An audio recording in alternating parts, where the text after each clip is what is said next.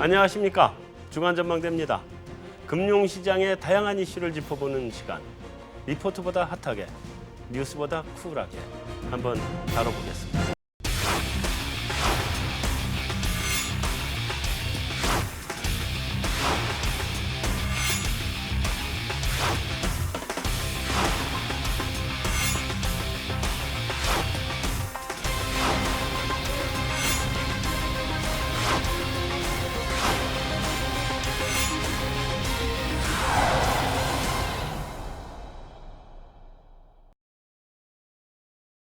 안녕하세요. 안녕하십니까. 네, 안녕하십니까. 안녕하세요. 네, 아주 반가운 얼굴들이 또 다 모이셨군요. 자, 우리 지난 한 주 금융시장 전체에서 가장 큰 이슈는 뭐니 해도 외환시장이었겠죠. 엔화 문제. 그래서 우리 그 외환하고 관련된 거는 이제 그 집중 토크에서 전체적으로 다루기로 하고 들어가기 전에 이제 우리 들어가는 토크로 해서 먼저 의사록이 나왔다면서요. 내용 간략하게만 좀 소개해 주시죠. FOMC 3월 의사록이 발표됐는데요.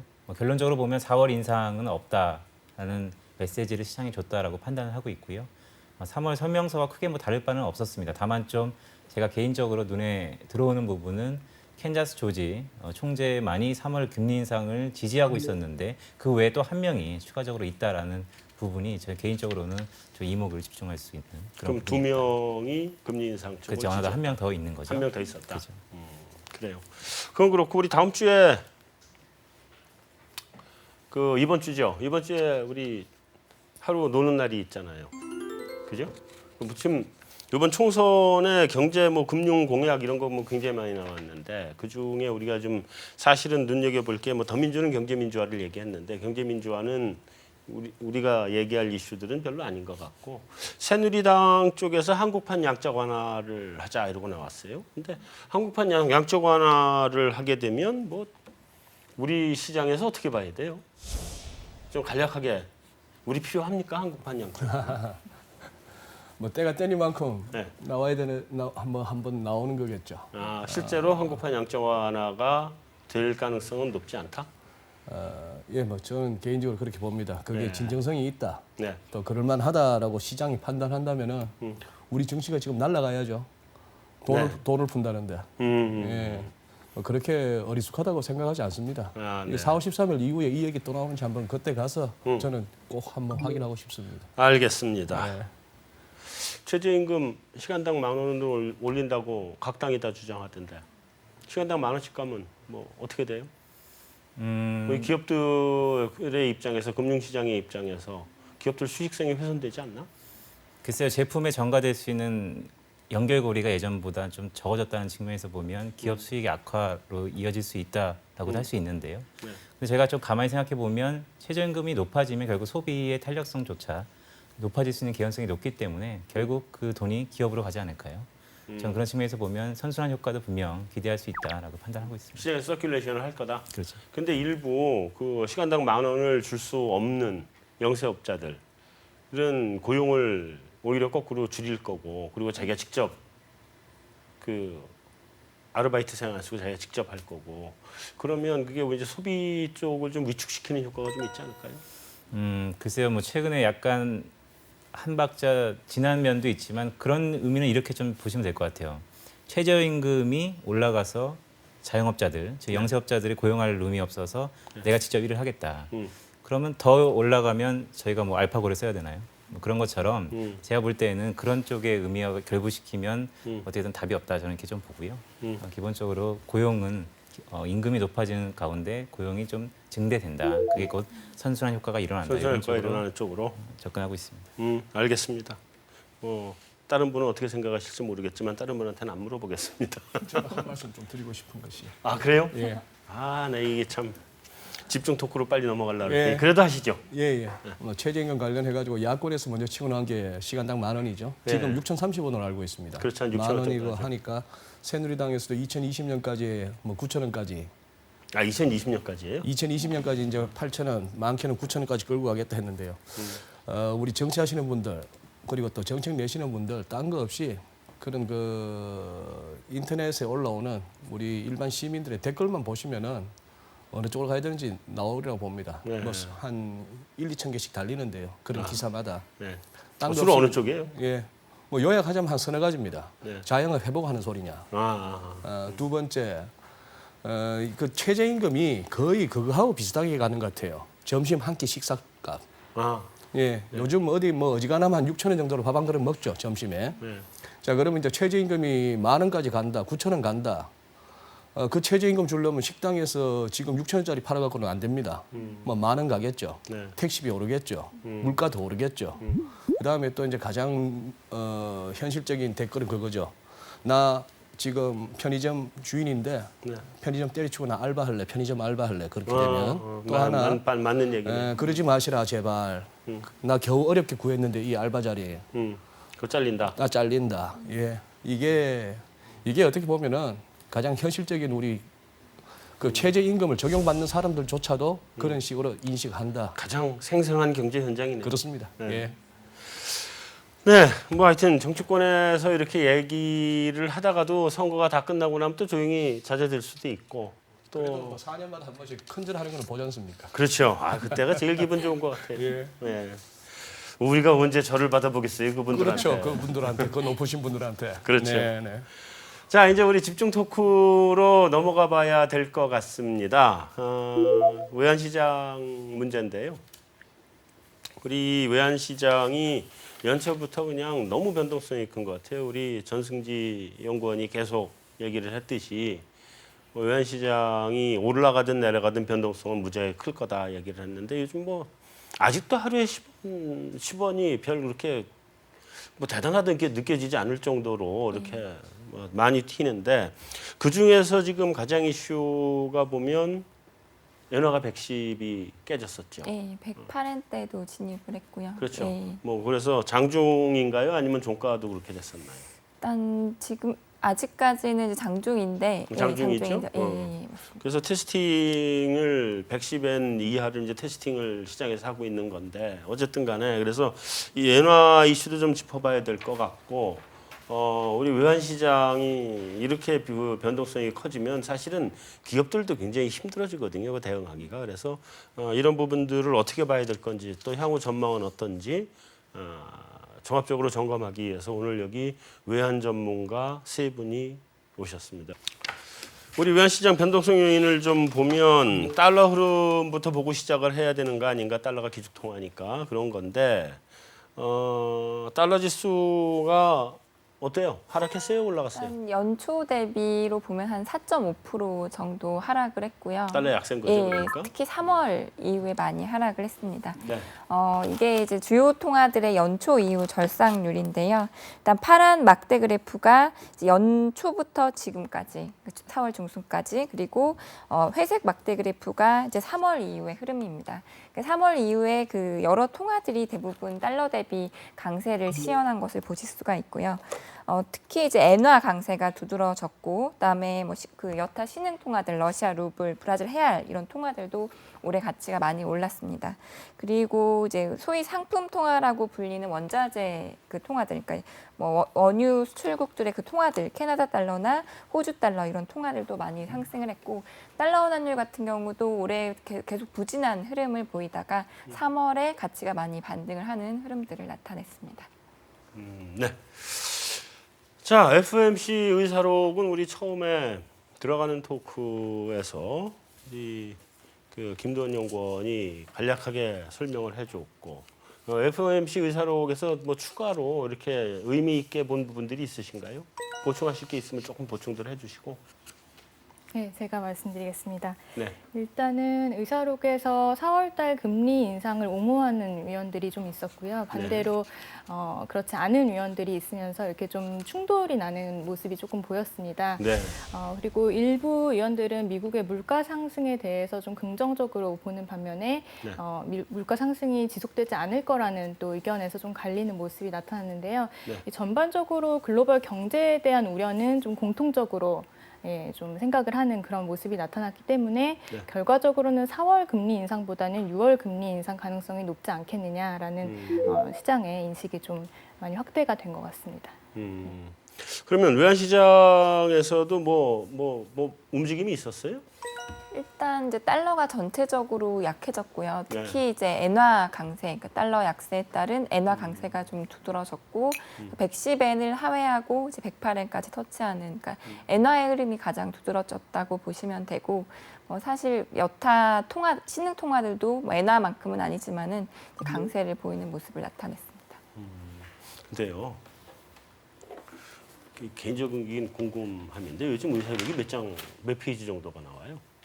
의사록이요? 네. 의사록은 20페이지 안짝으로 나오고요. 예, 그래요? 성명서 같은 경우는 뭐 그때그때 다르죠. 그 성명서는 다르고 네. 20페이지 안짝으로. 혹시 우리말로 돼 있어요? 아. 그거 다 읽으려면 힘들 텐데. 뭐 워낙 시장이 그건 아니겠- 똑똑하신 분은 많으니까. 뭐 구글이 예. 번역해 주나? 이게 다 맨날 보고 있으려면 힘드실 텐데. 알겠습니다. 자, 이제 사실 우리가 주목해서 봐야 되는 게 아까 모두에 얘기했던 것처럼 엔화예요. 엔화 흐름을 좀 한번 일단 우리 전승지 연구원이 좀 짚어주시고 그다음에 그거에 대해서 한번 한마디씩들 좀 붙여주셔야 될 것 같아요. 사실 차트는 일단 준비는 안 했지만은 엔화는 사실 2월 초 이후에 그러니까 강세 재료에 무조건 민감하게 반응을 하고 있습니다. 그러니까 2월 달에 뭐 BOJ가 1월 말에 이제 양적 그 마이너스 금리를 도입을 하면서 네. BOJ 정책에 대한 불신이 좀 부각이 됐고요. 네. 그러면서 이제 뭐가 나오더라도 이제 엔화가 더 약해지긴 어렵다 그런 인식이 좀 강해지고 네. 그러면서 이제 2월 달에 이제 금융시장이 망가지면서 안전자산 선호로 엔화가 강세로 갔다가 3월에는 이제 그 달러 약세 전체적인 달러 약세 흐름에 편승을 하면서 달러 환율이 이제 110엔 이하로까지 하락하는 모습을 좀 나타내고 있는 상황입니다. 그래도 한때는 엔화가 130도 간다 뭐 이런 얘기도 예, 있었잖아요. 맞습니다. 근데 예. 그러다 갑자기 강세로 휙 돌아버렸어. 네.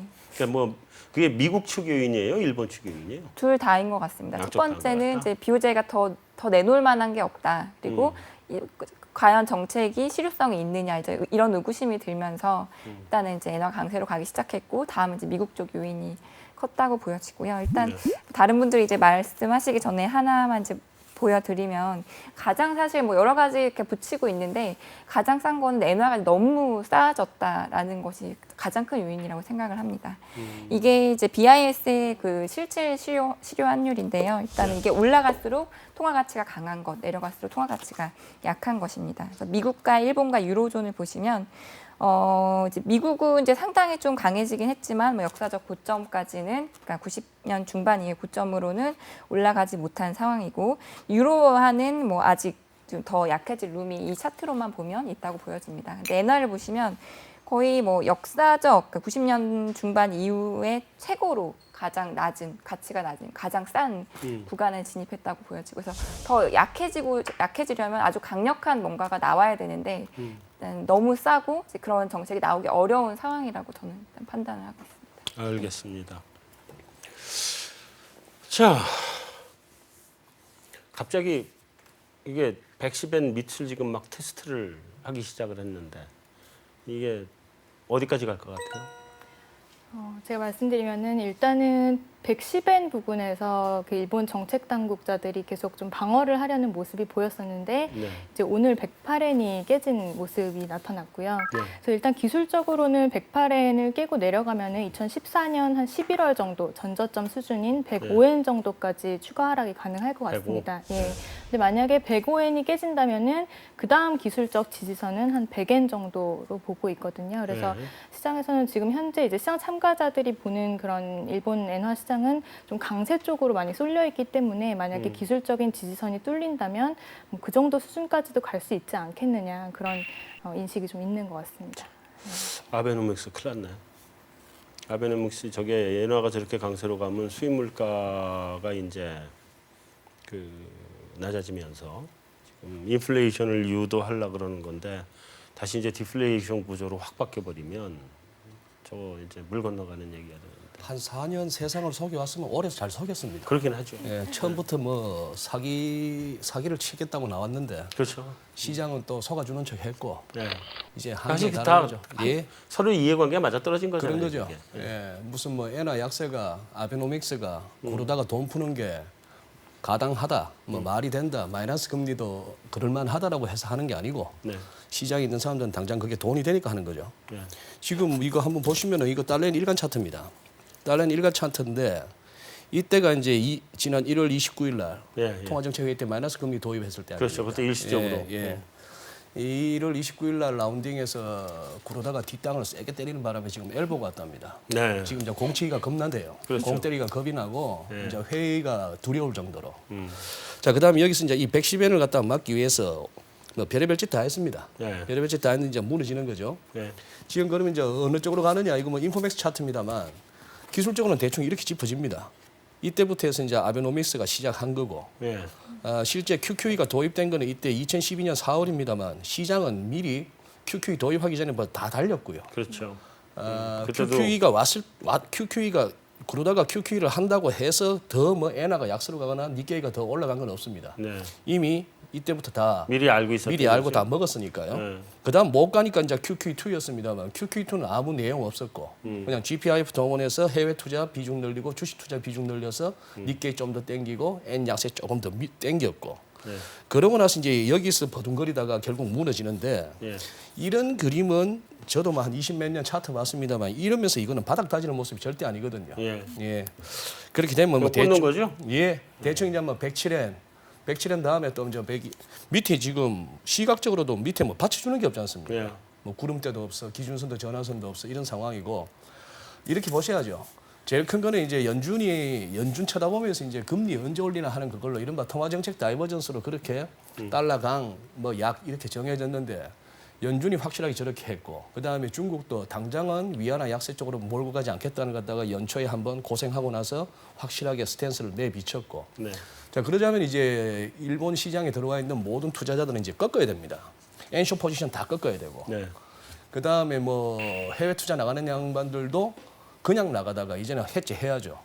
나중에 실컷 그 뭐 잘 했다가 해외 투자 성공을 했다 치더라도 그걸 갖다 N으로 바꿀 때 네. 지금 뭐 한 뭐 125엔 나갔다가 나중에 바꿔봐야 그게 뭐 100엔도 안 된다 하면 이거는 뭐 안 되는 거니까요. 네.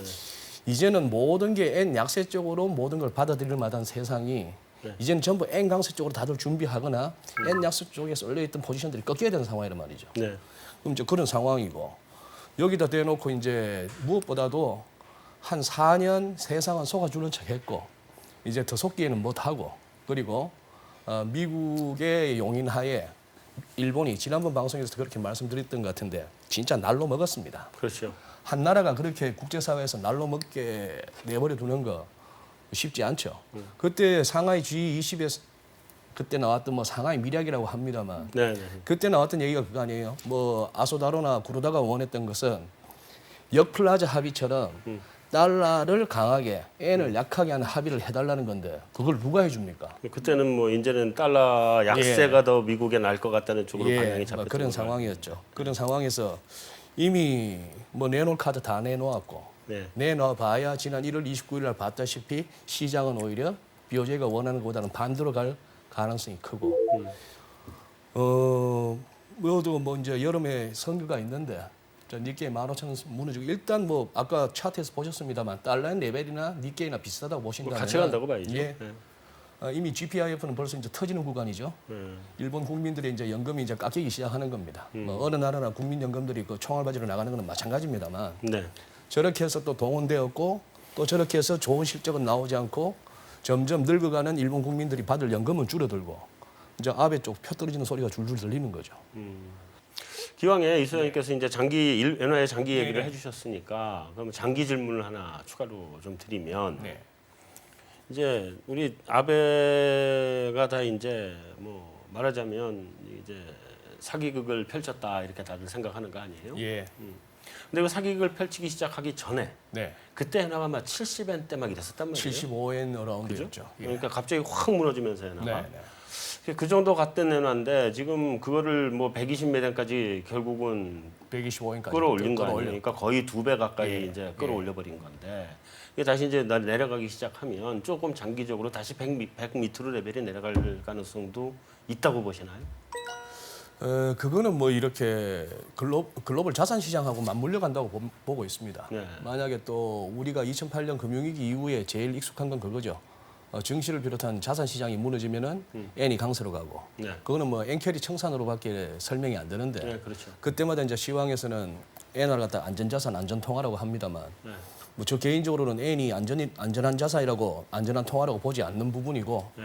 그거는 엔이나 유로를 비롯한 저금리 통화를 가지고 이렇게 투자했던 것들이 무너질 때 포지션 청산 과정에서 결국 강해지는 네. 그거 말고 엔이 뭐 강해질 게 있겠느냐 하는 부분인데 또 사실 이래저래 아까 뭐 간략하게 넘어갔습니다만 그동안 또 적자에 시달리던 일본의 무역 수지 경상 수지가 또 이제 흑자로 돌기 시작하거든요. 아, 확실로 도나? 예, 이제 슬슬 돈다는 얘기는 그 여러 뭐 가지로 에너지 뭐 가격이 다 떨어져서 그런 것 되나? 같아요. 네. 뭐 수출보다도 수입 부문에서의 어떤 네. 그 메리트가 컸던 것 같은데 그러니 한꺼번에 이제 모든 게 이제 엔이 강으로 갈 수밖에 없는 요인들만 나오는 것이죠. 근데 이제 놀라운 거는 그 우리가 이제 지금은 한때는 달러엔 장이었습니다만 우리 서울에서 이제 엔하고는 비동조화 내지는 거꾸로 갈 수도 있다는 것은 염두에 두셔야 된다는 얘기죠. 한때는 뭐 달러엔 10핍에 우리 이런 그렇게 정확하게 움직였습니다만 그렇죠. 예. 지금 다 이제 그 엔이 롱숏 애들 때문에. 예, 엔이 강해진다는 것은 세상이 어수선해진다는 얘기죠. 네. 예, 그런 부분이기 때문에 뭐 아무래도 엔은 그렇게 봐야 되겠는데 그렇다고 해서 지금 뭐 100엔 아래를 갖다가 지금 논하기에는 조금 뭐 이른 것 좀 같습니다. 이러고. 100엔 아래를 얘기한다는 얘기는 또 한 번에 2008년이거든요. 그럴 수 있죠. 예, 예. 예. 네, 알겠습니다. 자, 우리 김두원 연구원. 그러다가 뭐 추가적으로 할 수 있는 게 있어요? 제가 일단 BOJ가 앞으로 나타낼 여러 가지 뭐 정책들에 대해서 간략하게 좀 말씀드리면 첫 번째로는 내년도 4월에 예정되어 있는 소비세율 인상 연기할 것 같고요. 연기하는 과정에서 추경 논란이 좀 있을 것 같습니다. 추경 카드 하나 꺼낼 것 같고 그 뒤로는 2년 전에 ECB가 했던 행위를 그대로 답습할 가능성이 매우 높습니다. 마이너스 금리 폭 인하를 폭을 넓히고 또한 자산 매입 규모를 확대하고 근데 이 일련의 모든 것들이 결국 하나로 모아지죠. 통화 정책의 한계. 꼭 어떠한 카드를 내비춘다고 한들 그에 대한 정책적 실효성이 여전히 뒤를 따르기 때문에 그런 측면에서 엔화는 강세로 간다 이렇게 좀 보고 있고요. 저는 연말에 두 자릿대도 볼 수 있다 이렇게 보고 있습니다. 우리 이제 그러면 BOJ가 할 수 있는 수단이 이렇게 많지 않다 이렇게 보면 이제 엔화는 얘기했던 것처럼 누구는 뭐 100엔이 무너진 두 자릿수는 아직은 좀 시기상조다라고 이제 두 분은 보시는 것 같고 여기 김도원 연구원은 연말까지는 두 자릿수도 볼 수 있는 거 아니냐는 주장이고 전승지 연구원은 저도 100엔 지지 쪽으로 보고 100엔 있습니다. 지지 쪽으로? 예. 그 1차 지지는 몇? 일단 뭐 같은 의견이고요. 105엔, 100. 105 정도? 그다음에 예. 2차 지지가 100? 예. 그래요. 알겠습니다. 자 이제 다음 우리 달러가 어디로 갈지 사실 그걸 좀 봐야 될 것 같아요. 달러가 이게 지금 약세인데 사실 한동안 달러 강세였었잖아요. 달러 한참 강세를 가다가 달러 강세가 미국 경제에 반드시 도움이 되는 것만은 아니다. 달러 약세가 더 나은 것 같다는 주장들이 나왔다 그러고 그다음에 그게 뭐 글로벌 시장에도 그게 더 나을 수도 있다. 뭐 이런 얘기도 나오는 것 같고 일단 기본적으로 왜 달러 약세가 미국 경제에 좋다는 거예요?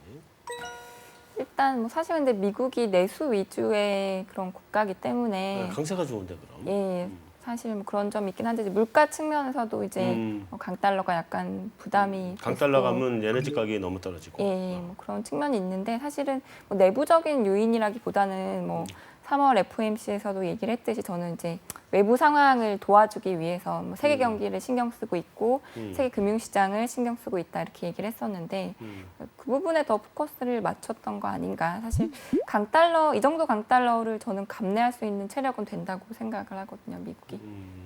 그래요. 자, 그러면 우리 소장님 이제 기회를 드려야 되는데 예. 일단 제가 궁금한 거는 달러 약세 흐름이 이제 장기화 될 거냐? 예. 근데 준비하신 게 그쪽인가요? 예. 뭐 일단 한번 얘기해 줘 보시죠. 준비한 거 보여줘가면서. 네, 달러 강세가 장기화될 것이냐. 네. 뭐 이 아저씨들이 어떻게 생각할지가 궁금합니다. 지금 FRB 연준 거기 홈페이지에 들어가니까 네. 이 5명이 지금 그거거든요. 제니 옐런 의장, 스탠리 피셔 부의장부터 해가지고 나머지 3명의 연준 이사. 네. 지금 2명은 공석입니다. 원래 7명인데 이 자리가 이거 아주 노란한 자리입니다. 한 번 되면 임기가 14년이에요. 예, 대단한 건데. 근데 한 명은 확실한 매부리코인데 매냐 비둘기냐가 중요한데 옐러는 매부리코잖아요. 그리고 지금 나머지는 이제 모르겠네. 이것도 보시면은 우리가 뭐 이 사람 저 사람 말을 많이 듣습니다만 이 동부에서부터 보면은 네. 이제 보스턴, 뉴욕, 뭐 필라델피아 쭉 해서 이제 샌프란시스코까지 12개의 지역 연방은행이죠. 네, 이 지역 이 총재들이 또 이 양반들입니다. 거기 연준 홈페이지에 나와 있는 사진들인데요. 네. 다 보면은 뭐 보스턴의 에릭 로젠그렌, 뉴욕의 윌리엄 더들리 등등 해서 그 뭐 이랬다 저랬다 하는 제임스 블라드까지 다양하고 아까 우리 김돈 연구님 말씀하셨던 매파 중에 매파죠. 캔자스시티의 조지 메스터, 저기 에스터 조지 죄송합니다. 에스터 조지 같은 경우에 그렇게 하는데 여기서 이제 투표권이 왔다 갔다 한다는 얘기고요. 네. 그다음에 최근 들어서 쓸데없이 그 뭐 4월달에 금리 올릴 수 있을 걸 했던 사람들은 투표권도 없는 양반들이었고. 근데 이제 표정들을 보면 다 재밌는데 이 그림도 한번 보시죠. 세상이 지금 이렇습니다. 이게 지금 2013년 11월달에 워싱턴에서 IMF가 이제 개최한 경제 위기 대응책 포럼인데요. 지금 이제 스탠리 피셔 옆에 레리 서머스, 버냉키, 그다음에 IMF 수석 이코노미스트 블랑샤르. 자, 아래에는 잘 아시다시피 마리오 드라기, 그다음에 그레고리 맨큐. 여기는 또 하버드 대학의 케네스 로거프. 이 양반들이 다 지금 그겁니다. 스탠리 피셔의 제자입니다. 버냉키는 박사과정 논문도 여기 피셔 밑에 썼고요. 이렇게 되면 이제 세상은 MIT 세상이요, 유대인 세상이죠. 네. 자, 이제 그렇게 되는데 어쨌거나 이 사람들 요번에 이렇게 볼 수 있죠. 그동안에 늘 말은 데이터 디펜던트였습니다. 네. 데이터 디펜던트였는데 여기에 이제 달러 디펜던트로 바뀐 것 같고요. 달러가 너무 강해지면 우리 금리 못 올린다. 이게 뭐 라일 브랜드를 비롯해서 여러 사람들이 이 말 저 말을 했습니다만 달러가 여기서 더 강해지니까 전 세계가 아예 뭐 숨이 넘어갈 것 같더라. 어떻게 보면 이렇게 욕조에다가 머리 쳐넣었다가 거의 죽을 것 같으니까 잠시 빼준 거예요. 네. 잠시 빼준 건데 그런 상황이고 그다음에 금리 인상 관련해서는 늘 그래주얼 점진적으로 했는데 이제 또 바뀌었습니다. cautiously 조심스럽게 할게. 우리가 한번 뭐 금리 올리면은 전 세계가 뭐 시장이 무너질 것 같으니까 조심스럽게 할게 하는 그런 얘기인데요. 네. 여기서 이제 본격적인 어떤 의무는 그러면 진짜 추세적인 달러 약세로 가고 전 세계가 그럼 달러 보기를 갖다가 뭐 벌레 보듯이 하면서 이거는 약해질 통화야. 네. 무한정 이거는 가치 없는 돈이 될 것 같아. 라고 할 것이냐라고 봤을 때는 과연 그것이 미국이 용납하는 쪽이겠느냐. 그다음에 지금 잠시 어떤 힘으로 시장을 갖다 누르고 헤지펀드 애들 코피를 터트리느라고 애들 지금 뭐 옵션 만기되면서 전부 뭐 아주 뭐 고생을 하고 있지 않습니까? 네, 소로스를 비롯해서. 그래서 잠시 이 정도지. 지금 그러면 달러 위안 환율만 하더라도 그러면은 벌써 그건데요. 어디 갔나? 이게 벌써 이제 작년 8월 달에 평가절하 할 때 레벨까지 거의 왔단 말입니다. 네. 그럼 여기서 이제 더 내려가는 걸 갖다가 진정 그러면 중국이 원하느냐? 예. 뭐 그런 생각도 드는 거죠. 자, 그러니까 또 하나 이제 중요한 거는 실제 그러면은 뭐 과거에 드라기가 통화정책 다이버전스를 해갖고 2014년 가을부터 이제 쭉 늦여름부터 달러 강 원자재 급락했다 유도했는데 그 명제가 그러면 지금 무효화됐느냐? 여전히 통화정책 다이버전스는 유효하거든요. 네. 미국은 어쨌거나 천천히든 조심스럽게든 금리는 올려야 될 거고. 네. 어쨌거나 드라기하고 그로다는 계속해서 마이너스 금리 폭을 더 늘리려고 그러고 있고 이것저것 아무거나 사겠답니다. 뭐 20일은 조만간에 NPL도 살 분위기인데 뭐 이런 상황에서 어떻게 달러가 약해지겠느냐 하는 그런 생각이 드는 거죠. 그러면 이제 예. 이소연님은 이제 단기적으로는 약세지만 그게 오래가기는 좀 어려울 거로 본다 이런 말씀이신 것 그렇습니다. 같은데. 예. 자, 박윤아 연구원 어떻게 봐요? 약세, 그러니까 뭐 헤지펀드들은 지금 이제 완전히 약세 쪽에 베팅을 하잖아요. 근데 네. 그렇다 해서 이제 기조가 완전히 바뀌었다라고 얘기할 수는 없고 헤지펀드 애들은 워낙 왔다 갔다 하는 애들이니까. 네, 네. 예. 어떻게 봐요? 약세로 돌았어요? 저는 사실 미 달러가 약세의 기조가 조금 시작이 됐다고 보는 입장인데요. 아, 예. 기조적으로 약세다. 예, 예. 사실 과거에도 미국이 금리 인상을 하고 나서는 항상 달러가 좀 약세로 전환됐던 그런 측면이 있습니다. 그리고 네. 사실 물론 이제 6월 달에 미국 금리 인상 가능성이 부각되면서 일시적으로 달러가 좀 반등할 수는 있을 것 같지만 말씀드린 대로 좀 기조 자체는 약세로 돌아선 것이 아니냐는 생각을 하고 있습니다. 사실 미국 연준이 굉장히 점진적으로 금리를 인상할 것이라는 측면에서 네. 달러 자체의 강세 동력이 뭐 과거보다는 상당히 약화된 것이 아니냐는 생각이 들고요. 그리고 아까 실질 실효 환율에서 보여주셨지만 달러는 이제 지금 거의 2013년 이후로 30% 정도 지금 고평가가 된 상황이고 반면에 유로와 엔화 같은 경우는 저평가가 굉장히 좀 큰 상황이어서 그런 부분이 한 두세 달 전 정도부터 좀 변화의 그런 모습이 포착되고 있다고 생각이 듭니다. 그래서 사실상 뭐 아주 가파른 약세까지는 아니겠지만 좀 완만한 약세는 연말까지도 좀 유지가 될 수 있지 않을까 이렇게 보고 있습니다. 알겠습니다. 자, 김두원 연구원. 저 뭐 간단히 말씀드릴게요. 다른 거 물어볼 건데. 달러가 약세가 가려면 예. 간단히 얘기할 건 얘기하시고 뒷질문까지 답을 해주세요. 달러 약세가 간다는 얘기는 이제 미국이 금리 인상을 못한다. 나는 개인적으로는 사실은 6월에도 못할 거다 이렇게 보거든요. 하반기에나 가서 한번 할 수 있을까 말까일 거다. 어쩌면 아예 못할 수도 있다 이렇게 보긴 하는데 어떻게 보세요? 그것까지 이어서 얘기를 한번 쭉 해주세요. 달러의 향방과 그다음에 FOMC 금리 인상 할 거냐 아니면 언제 할 거냐 그거에 대해서 좀 말씀드리겠습니다. 일단은 저도 달러가 추세적으로 약세를 가고 있다라고 보고 있고요. 신호탄은 6월에 예상되는 미국의 금리 인상이 약세에 보다 가속화시키는 신호탄이 될 것이다 이렇게 보고 있습니다. 그 전까지 여러 가지 상황들이 재반 형성이 일어날 텐데요. 네. 15일 전후로 4월 달에 미국 재무부에서 있는 환율 보고 이 보고를 시작으로 아마 약세의 분위기가 형성될 거로 보고요. 네. 그다음에 아마 6월 달에 미국이 금리 인상을 하게 되면 그게 이제 약세의 신호탄이 될 것이다 이렇게 보고 있습니다. 미국 FOMC의 금리 인상은 6월 달 가능성을 가장 높게 보고 있고요. 말씀하신 것처럼 만약에 6월에 못 한다면 물론 하고 싶어도 대외적인 환경이 이렇게 안 좋다 보면 하고 싶어도 못하는 형국이 분명 날 수 있는 국면입니다. 네. 그런 측면에서 보면 저는 6월을 놓치면 올해 힘들다 이렇게 좀 보고 있고요. 이유는 뭐 지속적으로 말씀드린 부분이지만 대선도 있고 대선 앞에 연준, 시장이 만든 연준이지만 뭔가 정치권에서 자유롭지 않을 것이다 이렇게 좀 보고 있습니다. 그래요. 여기는 예, 저는 강달러 추세는 유효한데 이제 그 속도는 굉장히 둔화될 거라고 그러니까 생각을 기조적 전환은 아니다. 예, 펀더멘털 봤을 때 뭐 유럽, 일본, 미국 어디가 제일 낫냐고 봤을 때 네. 아직 뭐 미국이 제일 낫다고 생각을 하고 금리 인상도 인상인데 뭐 다 마찬가지지만 지금 자산 이제 매각을 해야 되거든요. 그동안 사왔던 그런 채권들 네. 가장 빨리 매각할 수 있는 것도 미국이라고 저는 생각을 합니다. 좋습니다. 자, 근데 그러면 그 우리 유로 환율 조금 그것도 보긴 봐야 되는데 유로 환율이 별로 변동이 없어요? 유로도 사실 그러니까 잘 안 약해지고 대규모 양적 완화를 추가로 발표했음에도 불구하고 일단 약달러 흐름이 이어지면서 굉장히 강한 흐름이 좀 나타나고 있습니다. 그러니까 유로가 그렇게 대단하게 뭐 이렇게 크게 움직이거나 이러질 않는 것 같아서 유로를 지금 특별히 더 봐야 될 이유가 있을까? 유로를 봐야 되죠. 아, 저는 그래요? 이제부터 유로가 되게 중요하다고 보는데요. 네.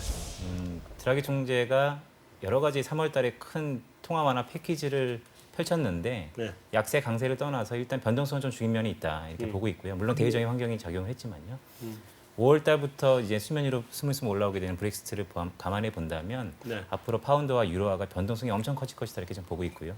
지금 단기 자금들의 쏠림 현상이 엔화에 국한되었다면 그게 파운드화로 넘어갈 수 있고 그의 연쇄 작용으로 유로화도 생각보다 만만치 않게 변동성이 가장 클 것이다 이렇게 좀 보고 있습니다. 지금까지는 별로인데 앞으로는 변동성이 커질 수 있다. 알겠습니다. 자, 우리 유럽은 그냥 간단하게만 좀 짚고요. 이제 원화로 좀 넘어가야 될 것 같아요. 그죠? 자, 일단 먼저 간략하게 전승지연구원부터 원화. 지금 그 기존 전망의 변경을 할 거예요, 안 할 거예요? 일단은 안 했습니다. 일단은 안 했어요. 그러면 상단 최고치가 1250 정도 봤었던가? 1280. 1300으로 수정을 했었고요. 1300 수정을 했고 현재는 변경은 안 했다. 예. 그러면 기조적인 약세는 달러 약세는 아니다라고 지금 보는 거죠. 예, 맞습니다. 자, 김도현 연구원은 원화 어디까지 봐요? 그 변동성은 이런 변동성 장세는 앞으로 계속 갈 거라고 가정을 하고, 그죠? 그렇죠. 저는 원화 환율 역시 5, 6월 달에 변동성이 매우 커질 것으로 보고 있고요. 물론 모두에 제가 미 달러 약세가 추세적으로 시작됐다라고 말씀드렸기 때문에 네. 아무래도 원화 같은 경우는 상단을 상승하더라도 좀 상당히 캡이 씌워질 거는 분명합니다. 다만 네. 제가 뭐 하나 준비를 했었는데요. 이게 이제 4월 15일 전후로 미국 재무부가 이제 환율 보고를 내게 되면 네. 과연 우리 원화가 어떻게 반응할 것인가에 대해서 나름대로 좀 각색을 해봤습니다. 네. 실제로 미국한테 원화보다는 중국 위안화가 좀 더 관심거리긴 맞는데요. 대신 위안화 가기 전에 원화를 한번 건드릴 것 같다는 취지에서 처음에 시작을 했고요. 녹색선을 보시면 지난 90년대부터 지금까지 미국이 4월달, 10월달 두 번에 걸쳐서 내는 외환 보고서에서 한국의 외환 정책에 대해서 뭔가 꺼림직하다 아니면 뭔가 문제가 있다 아니면 다소 좀 주시하고 있다 이런 뉘앙스, 즉 안 좋은 뉘앙스를 보였었던 그 국면의 평균적인 환율이고요. 내려가면 원화 강세고 올라가면 원화의 약세입니다. 회색은 지금 3월 달부터 나타나는 달러원 환율이고요. 가만 보시면 15일 전후로 재무부 보고가 나타난다고 보면 이번에는 제가 볼 때 한국이 그 대상 중에 표적이 될 수 있다. 가능성이 매우 크다라고 보고 있고 그러한 측면에서 앞으로 한 2달 정도는 원화 강세, 즉 달러의 약세 국면이 좀 이어질 것이다 이렇게 보고 있고요. 얼마 정도까지? 저는 아마 1,120원 왔다 갔다 할 것 같습니다. 1120까지? 근데 이제 보면 5월달, 6월달에 브렉시트가 부각된다고 제가 말씀드렸기 때문에 네. 그 측면이 아마 상쇄가 되면서 다시 한번 약세 흐름은 당분간 6월달까지는 약세 흐름이 좀 불가피할 것이다. 6월 이후에는 말씀하신 것처럼 미국이 금리 인상하면 다시 미 달러 약세 신호탄. 그러면 원화도 다시 다 강세가 될 수 있는. 그 상단 하단 어느 정도로 봐요? 저는 그럼 1120원. 하단은 1120원을 본 거고 상단은 전 1,250원 보고 있습니다. 1250으로. 여기는 지금 그 수정할 생각은 계획은 있는 거예요? 하도 많이 움직이니까 일단 좀 더 생각을 해보려고 합니다. 좀 더 생각을 해보고 좋습니다. 자, 우리 박윤아 연구원. 자, 원화 상단 하단 쭉 설명을 한번 해주시고 어느 정도인지. 네, 저는 연간으로 봤을 때 이미 고점은 1분기에 찍었다고 생각을 하고 있습니다. 네. 1250원 부근에서 고점을 찍었고 2분기 말로 갈수록 원화 변동성이 커질 경우에는 한 1,200원 정도까지는 다시 상승을 했다가 이제 하반기에 다시 좀 반락하면서 한 지금 정도의 수준인 한 1,150원 정도 수준으로 좀 안정세를 찾지 않을까. 그 하단은 네. 1150 정도로 보고 상단은 지난번에 1250이 너무 고점이었던 거고 한 예. 1200 정도가 앞으로 상단이 될 거다. 예, 근데 그렇게 보고 있습니다. 결과적으로는 1150 정도에서 안정될 걸로 본다. 예, 연말 정도에는 한 그 정도에서 안정이 될 수 있을 것 같습니다. 예. 해외여행 언제 가야 되나? 자, 이 소장님, 저 예. 언제 해외여행 가면 좋겠어요? 아이, 제가 몇 년 동안 한 번도 못 갔거든요. 본부장님 뭐 해외여행 나가시면 한 2, 3만 불 들고 나가십니까? 아유, 20만 불은 갖고 나가야죠. 그래도. 20만 불은 네. 그러면 환율 관심 가지실 만합니다. 우리는 수익률 가지고 따지기 때문에요. 네. 예. 이거 인포맥스 달러원 월간 차트입니다. 예. 97년 IMF 때 우리 나라 망할 때였죠. 예. 나라가 망할 때니까 이 정도 가줍니다. 그다음에 이때는 이제 우리 또 2008년 금융위기 왔을 때 우리 또 쏠림 현상이 후유증이었죠. 네. 이제 기울기나 이 상승폭이 이렇게 완만하고 적다는 것은 지금은 우리가 무슨 크게 잘못했다기보다 우리 그냥 유탄에 맞는 거고 네. 일종의 위안화에 대한 어떤 그거 프락시 논리가 강하다는 것이죠. 이건 최근 일간 차트입니다. 작년 가을에도 이때 한번 1,200원 올라갔다가 1,120까지 오는 이후 장 결국 궁극적으로 1,200원을 넘을 것이라는 뷰를 갖고 있던 사람들이 여기서 다 틀렸습니다. 그냥 그렇죠. 손절을. 자, 그러니 장이 어려워요. 잘 보고도 못 보는 경우가 태반입니다. 네. 자, 여기와 쭉 오면 이제 또 각 뭐 모건 스탠리를 비롯한 IB들이 또 1,300을 외치죠. 네. 1,300을 외치고 우리나라 수출 업체들은 그러면 이게 지금부터 50원을 더 간다. 1억 불만 팔아도 50억이 더 생긴다. 붙들고 있어 보자 하다가 이제 다 털렸죠. 회의 때 이제 그런 얘기가 한번 나오는 거죠. 1,300원 간다더라. 얘기가 나왔으면 이제 실무자 보기에 꼭지 찍고 내려온 것도 윗분들이 1,300원 얘기했기 때문에 못 파는 거고. 1,200원 깨지고 하다가 1,100원, 80원, 70원 깨지면 1,150원에 던지는 게 또 업체들입니다. 자, 그렇지만 벌써 이렇게 무너졌다는 것은 현재 이 이동평균선들이 촘촘하죠. 네. 뭐 1,200 한 70, 80 가면 1,170, 80 가면은 또 팔고 싶어지는 거고 달러 있는 분들 그러다가 열려서 1,200 가면 또 팔고 싶어지는 거고 뭐 그렇게 해서 상당히 어려워지는데 우리 김돈 연구원님 말씀하신 그게 핵심입니다. 뭐 금리 합니다만 그건 저희 같은 이렇게 말쟁이들이 갖다 붙이는 얘기고 금리 25bp 마이너스 0.1% 갖고 자금 그렇게 안 움직이거든요. 네. 결국은 브렉시트와 그렉시트입니다. 이게 이제 한 6월쯤에 되면 본격화되면은 유로가 돈다 이렇게 보여지고요. 그래서 저는 왠지 이게 자꾸 갈 것 같습니다. 엔원입니다. 엔원인데 이 금융위기 당시 이 엔원 이만큼은 아니지만 요거에 한 3분의 1 정도의 사이즈는 가능하다고 보여집니다. 네. 그렇다고 본다면은 달러엔 환율은 예를 들어서 110엔이 깨지고 나서 뭐 107 내지 105 심지어 100엔까지 향하는 어떤 큰 그림이라면은 그걸 대비해서 오히려 우리 엔원은 1100이나 1200을 때 회복하는 쪽으로 간다는 얘기는 오히려 여기서 이 1140, 1150은 진짜 이거 족보 있는 레벨입니다, 이게. 네. 2000년대 초반부터. 네, 네, 이거는 정말 열리기도 쉽지 않지만 무너지기도 쉽지 않은 레벨이고. 네, 그렇죠. 그렇기 때문에 이 정도에서는 우리 업체들 이렇게 뭐 파는 거는 좀 천천히 파셔도 되지 않나 하는 그런 생각이 듭니다. 하는 걸 천천히 팔라는 건 여행을 빨리 가라는 말씀이시죠. 그렇습니다. 예, 좀 덜 더울 때. 예. 지금 그 시간이 휴가를 낼 수가 없는데 참 깝깝하네. 네. 자, 이 정도로 해서 우리 그 사실은 뭐 주요 환율 전망 다 이미 했고 우리 원화 환율 전망도 했고 그래서 외환하고 관련된 얘기는 충분히 짚어본 것 같습니다. 다음번에 우리 그 외환 또 한번 짚을 때가 되면 여기 여러분들 다 다시 한번 또 모시겠습니다. 예. 네. 자, 이제 집중 토크를 마치고 외신 인사이드로 넘어가겠습니다.